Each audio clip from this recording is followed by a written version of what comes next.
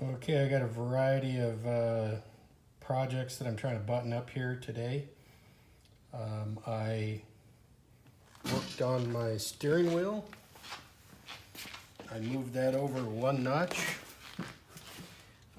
I had to run and get a different length of propane tank hose for this hookup here.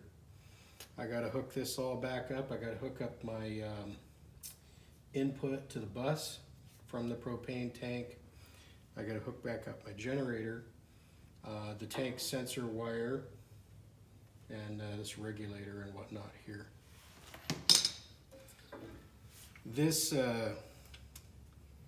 regulator that came on my bus has got a little adapter on it that's kind of cool.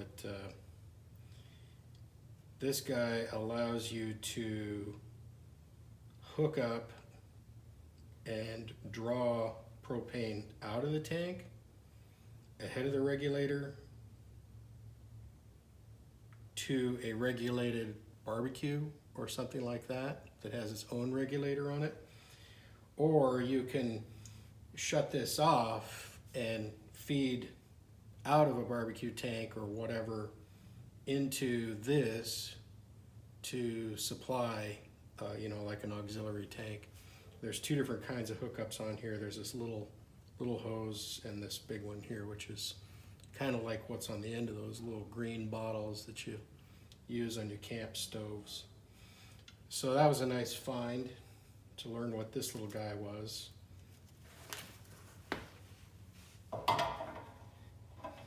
Left-hand thread on this guy.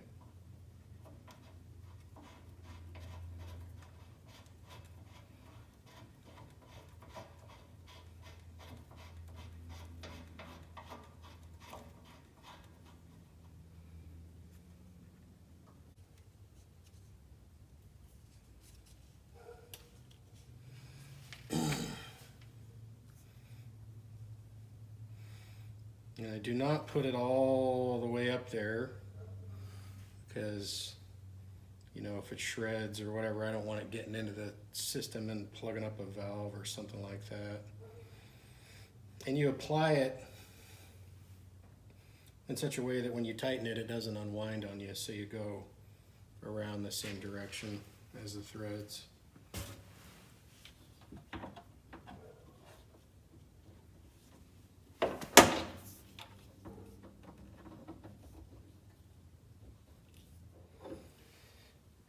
Okay, that seems good.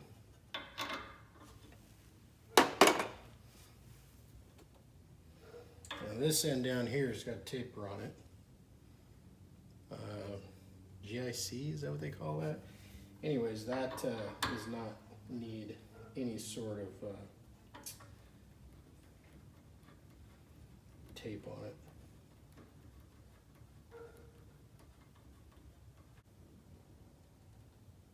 Okay, that's good.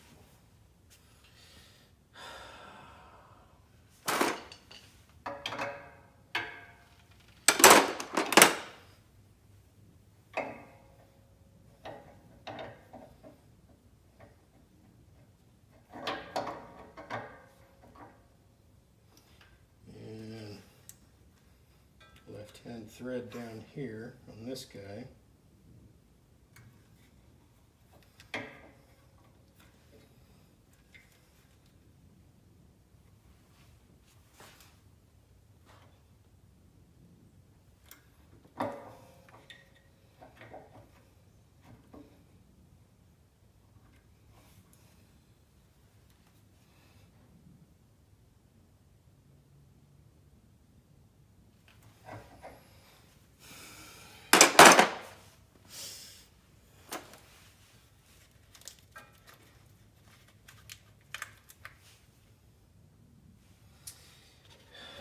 I gotta hook this up before I can do a pressure test.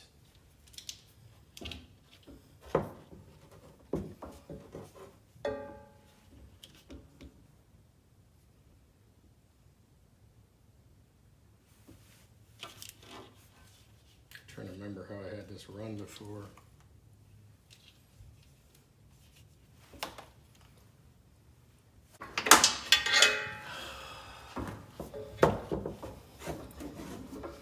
must have just had it like this.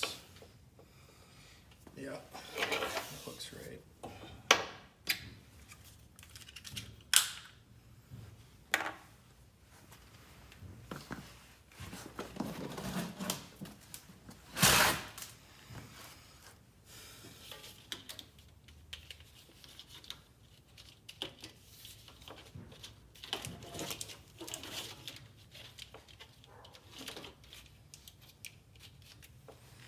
Goes to my tank level sensor.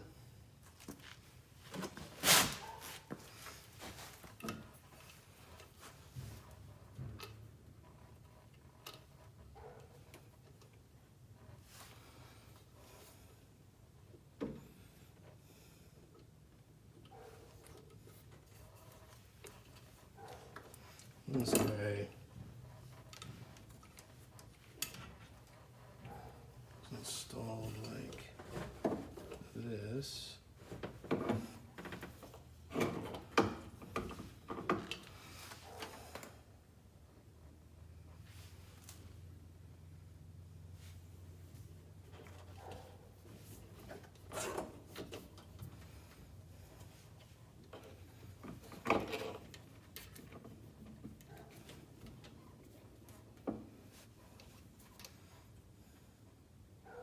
That was connected there.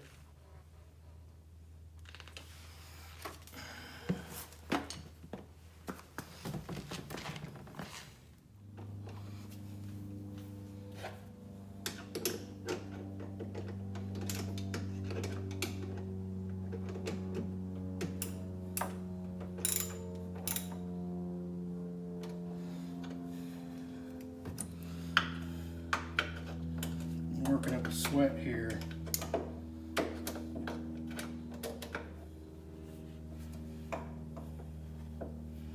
Doing this by feel underneath.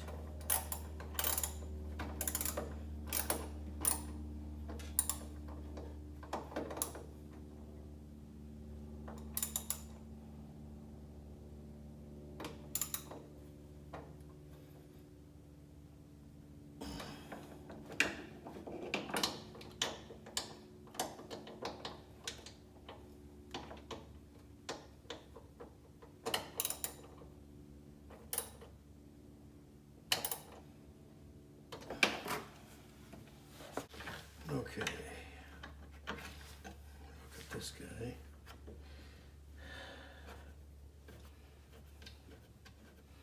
This is the propane supply to the generator.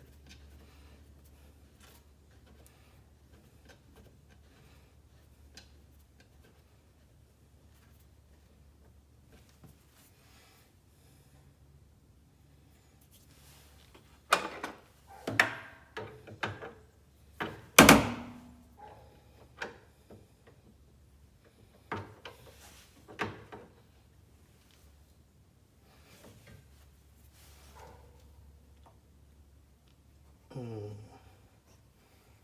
don't want that whole thing to turn like it just did.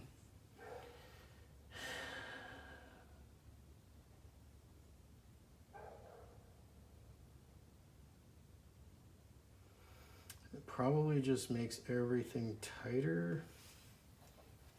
So maybe that was okay.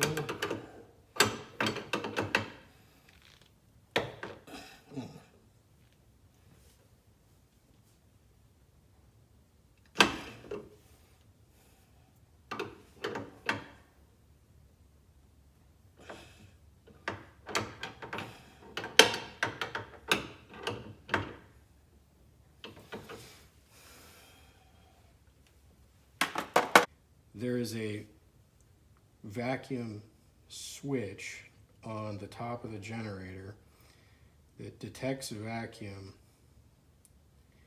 and energizes this coil only when vacuum is present.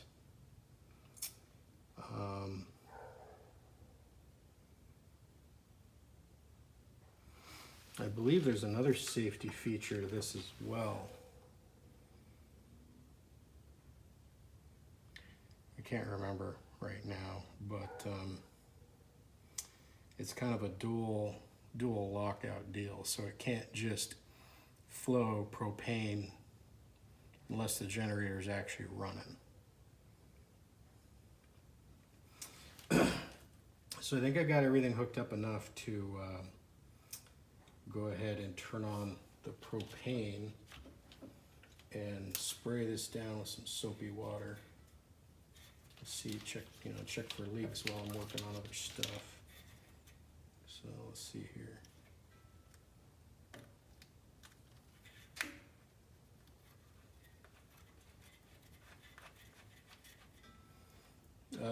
These are top seating valves, so you don't just crack it a little bit. You have to open it all the way so it seals at the top of its stroke. I'll go ahead and get some soapy.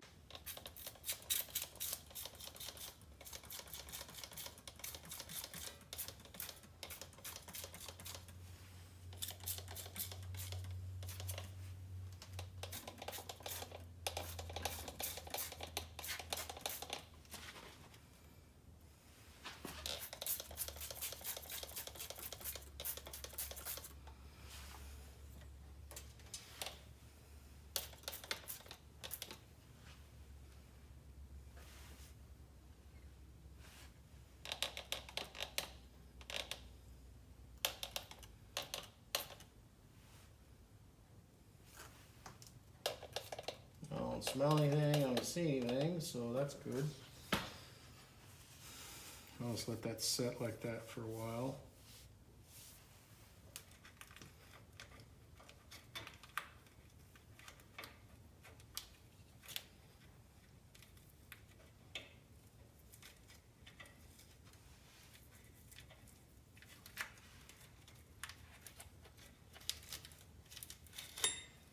Gotta remove the tape that I put on everything here before I painted it. Kinda keep this other stuff original.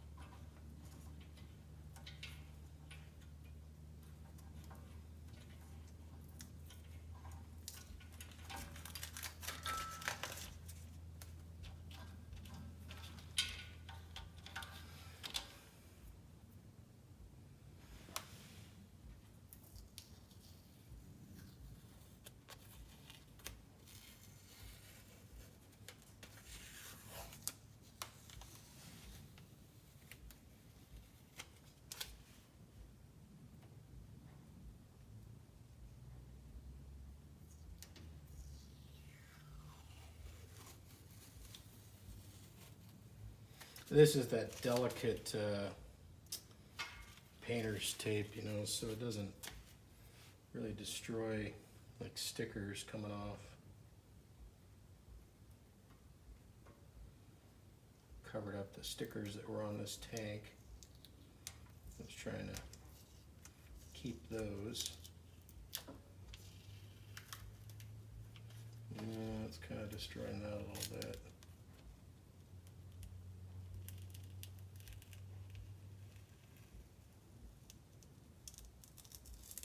Yeah.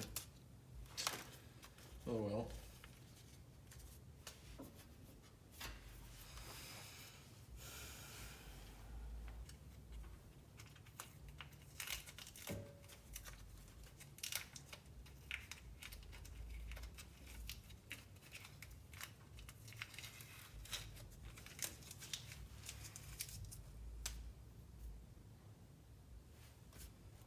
No, that damn thing says empty.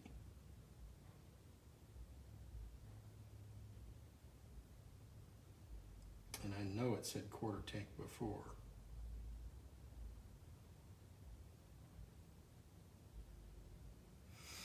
Well, I hope, you know, in all this jostling around with this tank that I did, that float ended up back where it needed to be to read the level of the propane properly.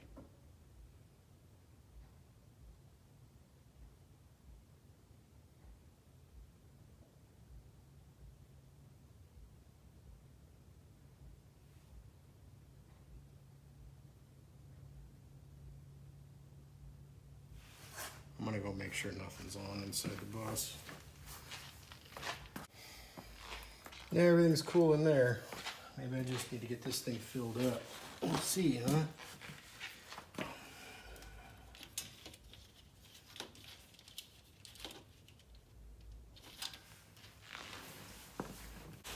I have an appointment pretty soon, so I gotta knock off here in a little bit, probably before I actually get this project done. I gotta go inside, take a shower, put on some normal clothes, go to a meeting, not all grubby.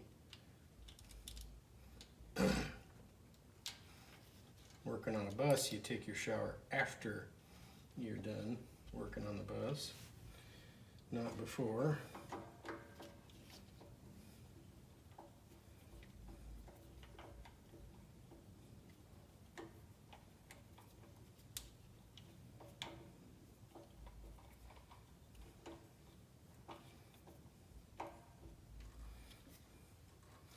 Hopefully this thing works better.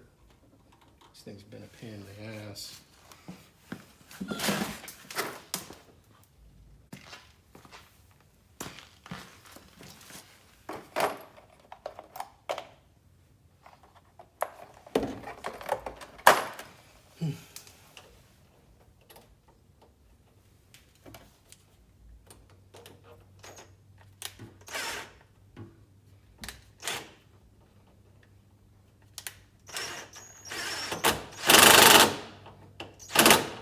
Yeah, it's so much easier than trying to use a screwdriver on these damn things.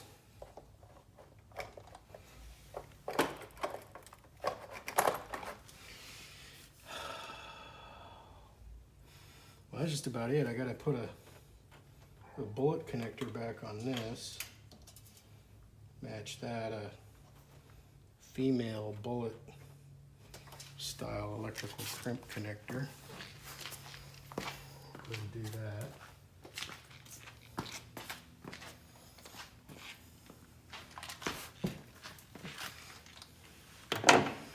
So I actually think I might get this done before I gotta go here. My alarm just went off. Got a few more minutes here.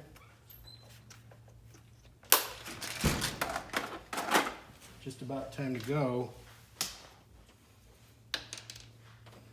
I got this all hooked back up, Janelle. Oh, good.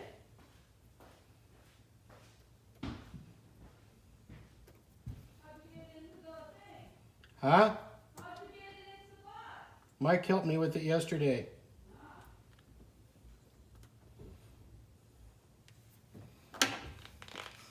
A good crimp tool is nice to have.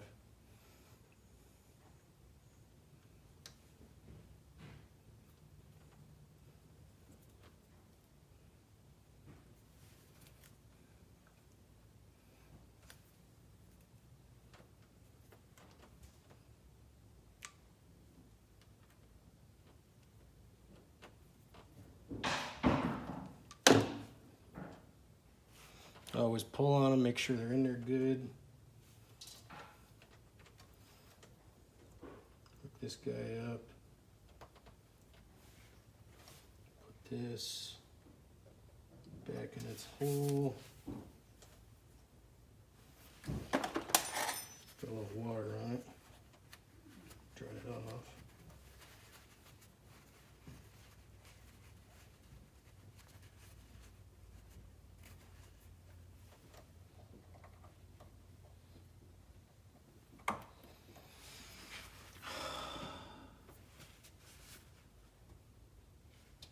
I think we're good to go here.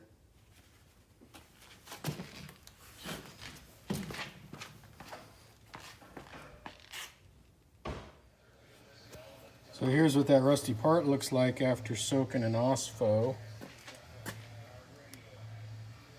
Kind of turned it gray. So, you know, I could grind that off of there and clean it up a little bit, but it's pretty good. Went ahead and cleaned this part up with a wire wheel, and looks pretty good now. There was a little bit of rust down there in the middle that was a little persistent, so I poured a little OSFO in there. I'm gonna let that sit overnight. I scraped off all the loose stuff and wire wheeled down there as best I could, and it should be converted by tomorrow, and I'm gonna paint it. So the GM Bus manual says that this mirror is supposed to have a cork tape backing. I'm assuming around the perimeter of this here. So I bought some cork. I didn't get cork tape. I just got cork, and I was trying to cut it to fit in there, and it's just shredding up on me. It's really not gonna cut too well. It's kind of crumbly. So I'm gonna have to try and find some cork tape. This stuff is 1/8 inch thick, because that glass that was in here, it didn't quite fill the void. And you need something back here that will compress nicely and retain the mirror glass in there. Now I could use a variety of things, but they used cork, and that sounds kind of good to me. So I think what I'm gonna do is we got a Hobby Lobby here in town now. I'm gonna go up there tomorrow because they're closed today because it's Sunday. I'll go up there tomorrow and see if they got cork tape. See what I can do. Got the propane tank all buttoned up and tidied away in there. I need to take the bus up and get it filled up and hope that that gauge works in there. As mentioned in yesterday's video, I think I got the steering slop issue majorly improved and fixed. The steering wheel was off just slightly to the right, so today I pulled it, moved it over 1 notch counterclockwise, and put it back on. So I'm hoping to take that for a drive and see what that's like.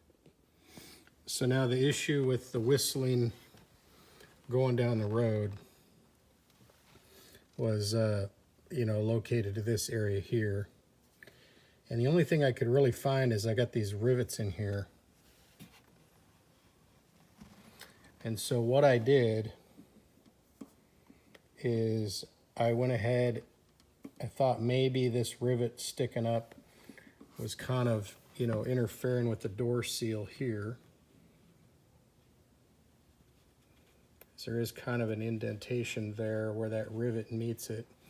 So I kind of thought, well, I want to smooth this rivet out, and so I put some clear silicone caulk on it and kind of smoothed it out so it'd have a smoother transition. And I did one up there and one up there. And I don't think those rivets are supposed to be there. I don't know what they're holding in on this bus, but I didn't want to grind them off. So then when I was doing that, I just decided to put a thin bead of silicone all the way on the door here on this mating surface. It's clear silicone there. It's nice and kind of sticky, grabby. And so I'm gonna go ahead and see what that does. See if that helps it seal up a bit better. Smooth that all out. You wouldn't know it was on there if I didn't tell you.